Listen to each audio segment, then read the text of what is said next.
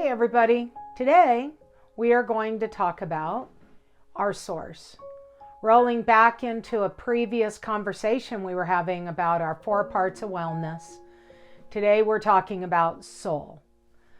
The part of our wellness which is where our ocean of thoughts and emotions come from, and it drives us to looking for who is our source.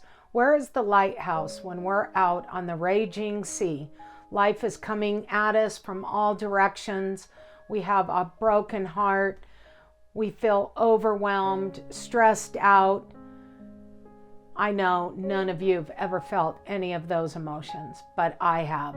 And I've had this great opportunity to drop in and seek my source. I am fortunate because as I have sought my source, I believe in God. That is what I call my source. But many people identify and create their source in different ways. I want to talk about a few things about what I do believe source is, regardless of the name that you give that internal power of crystal energy inside your heart, that laser of love, light, and joy. Along with that, my source is eternal peace. So that helps us as we work on our intuition and our natural knowing. As we're going through our life and we ask ourselves, is this the job to take? Is this the partner to take as my wife or my husband? Is this the place I'm supposed to be? Is this the right house to buy?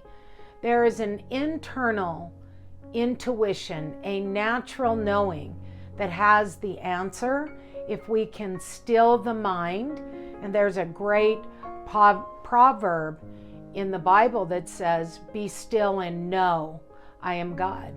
And a lot of times in all the rush, we forget to be still, which is ways to bring in how many different types of spiritual experiences happen in the world, whether it's through meditation, whether it's through deep breathing, whether it's mindful walking.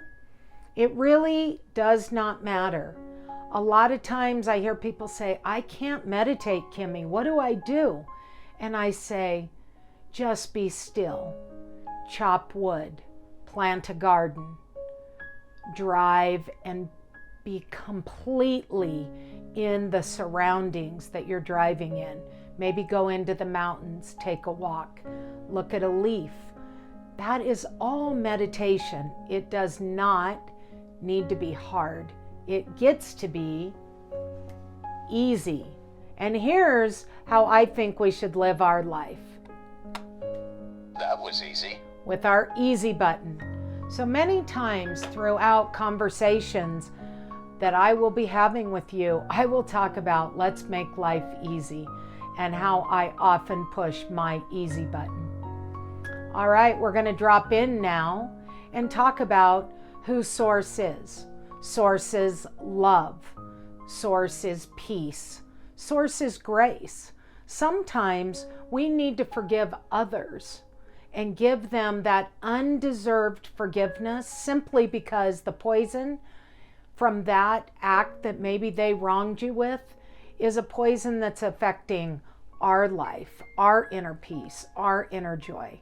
So that is the word grace, undeserved favor, giving to others that which we deserve to give back to ourselves.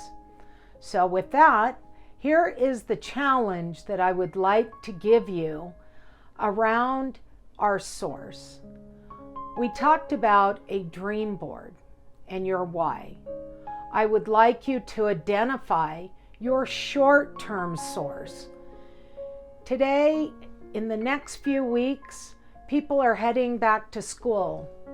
Kids are leaving home. My neighbor across the street, they're becoming empty nesters for the first time. Life is changing. Their family is the short-term source. So when they asked for a pearl of wisdom, what I said is, we get to go on our journey. Even though relationships change, People come and go. Maybe you've just lost someone to death. Think about what your short-term source is. Who is there for you right here, right now? Then, over time, we're going to also discuss, if you don't know where infinite abundance, infinite possibility, and pure, courageous love comes from, we're going to teach you and give you different lessons along the way to help you explore the bigger source that we call cosmos or universe or God or spirit. So today I would like you to write down, who is your short-term, right here, right now person that you can turn to? And I want you to know that there is someone always on that list. Jump in that phone, pick it up. People do care. Don't be afraid to ask for help and talk to your short-term sources. And then spend some time contemplating your own personal intuition.